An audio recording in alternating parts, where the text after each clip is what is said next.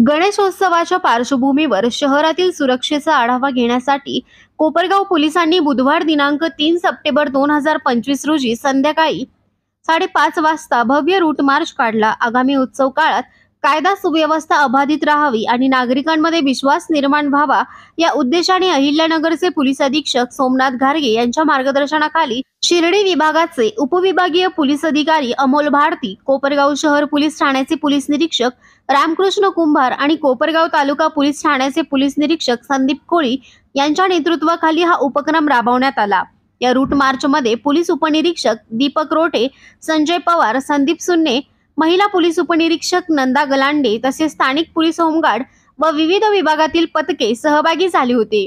Gandhinagar, Dattanagar, Hanuman Nagar, SG विद्यालय road, Ram मंदिर road, Chhatrapati Sambhaji Maharaj चौक, बस स्थानक, डॉक्टर बाबासाहेब आंबेडकर स्मारक, छत्रपती शिवाजी महाराज स्मारक तसेच गणेश मंडळाच्या प्रमुख मार्गांवर हा रूट मार्च काढण्यात आला।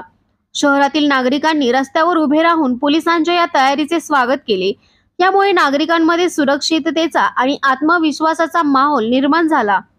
यावेळी पोलीस प्रशासनाने आवाहन केले की गणेशोत्सव शांततेत आणि शिस्तीत साजरा करावा, तसेच कोणतीही संशयास्पद हालचाल आढळल्यास त्वरित पोलिसांना कळवावी।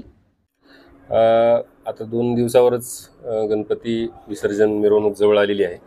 आपल्या इथे दिनांक 5 रोजी आणि दिनांक 6 रोजी कोपरगाव शहरमध्ये तसेच तालुक्यात बऱ्याच ठिकाणी विसर्जन आहे।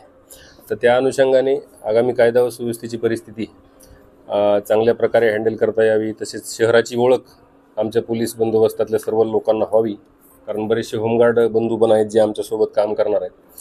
त्या सगळ्यांच्या अनुषंगाने आम्ही शहरातला जो सेन्सिटिव्ह पार्ट आहे, मिरवणूक मार्ग आहे, या ठिकाणी रूट मार्च केलेला आहे।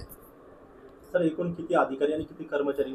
यामध्ये जवळजवळ आमचे 50 कर्मचारी होते, 7 अधिकारी होते, आमचे 2 प्रभारी अधिकारी होते, मी स्वतः आणि जवळजवळ एक 35च्या आसपास होमगार्ड होते।